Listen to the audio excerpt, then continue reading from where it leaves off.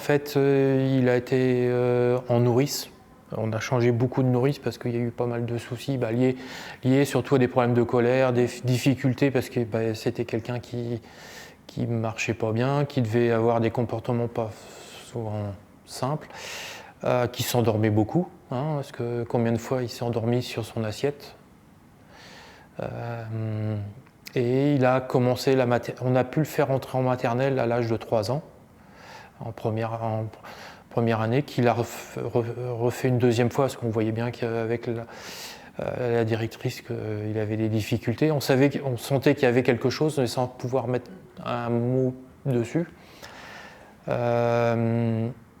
Et puis donc à 4 ans, on a pu mettre un peu un nom dessus. Donc après, il a fait une 4e année de maternelle. Et là, s'est posé la question de la poursuite. Soit on allait vers, j'irais, de le garder dans le système éducatif normal avec des aides, ou on basculait tout de suite vers un IME, donc Institut médico-éducatif, ça s'appelle peut-être même plus comme ça aujourd'hui. On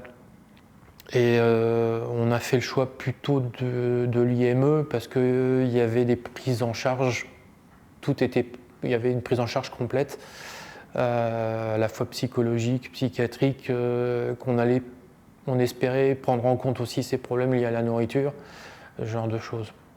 Donc, et en fait, il a quitté le milieu scolaire pour aller vers l'IME. Il est resté première IME jusqu'à 12 ou 13 ans. Après, c'est ce qu'ils appellent un IM Pro, qui l'a emmené jusqu'à 20, 21 ans, puisqu'il a fallu,